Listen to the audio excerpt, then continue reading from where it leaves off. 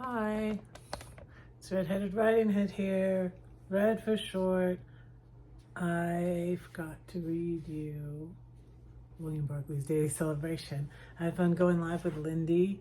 I almost forgot, and I'm headed back to Denver tomorrow and I have a 10-hour drive.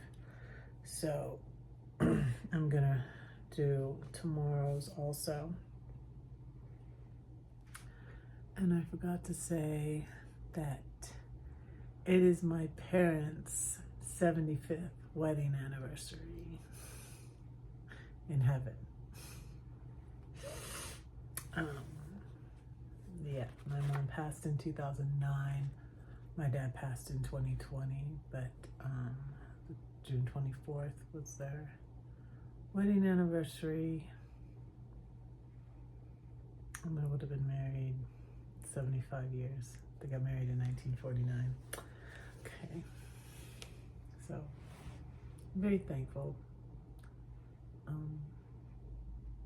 No, they weren't perfect, but... And I like to think that everything's healed in heaven. And that they're having better relationships with their kids that are there. So 4 of my brothers are there. So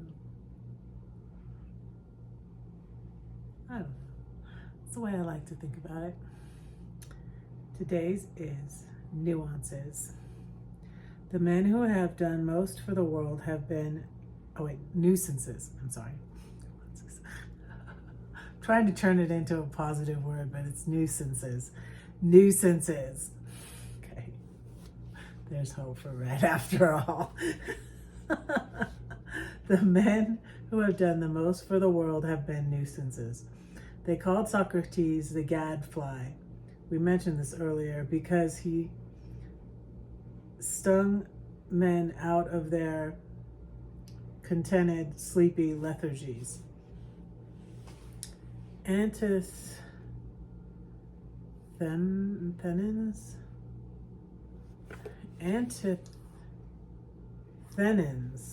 I don't know if I'm saying that right. Antisthenes,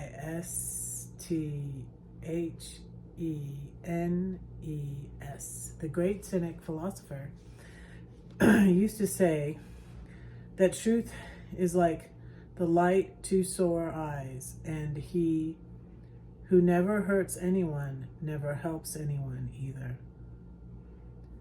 A man from Corinth once said to the Athenians, who were the explorers of the world and of the mind, "You Athenians never rest yourselves, and you will never let anyone else rest either."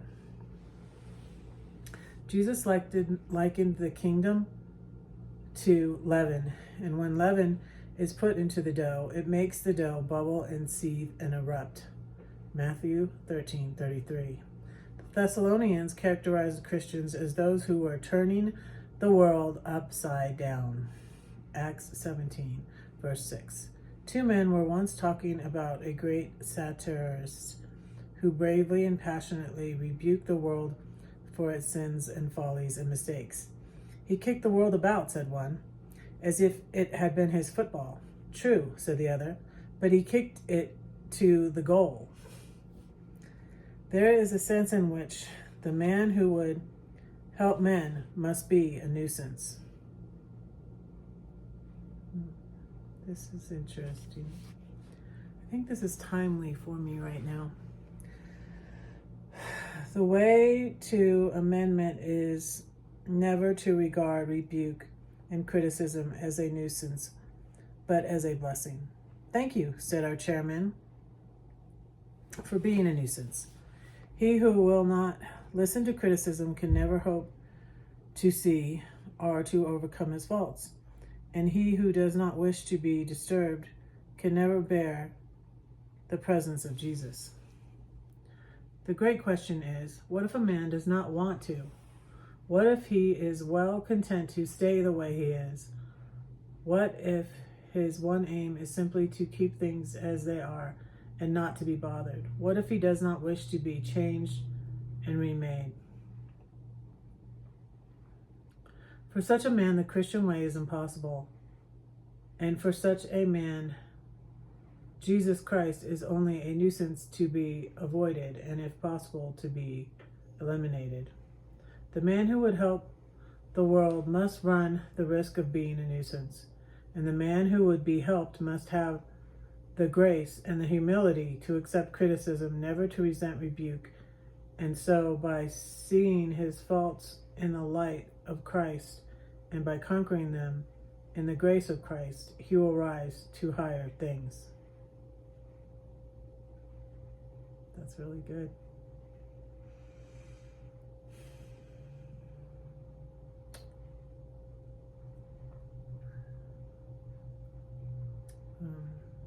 It's like tough love.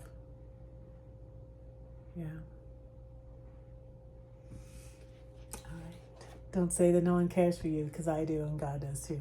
Don't forget to pray for Red, because Red is praying for you. Bye.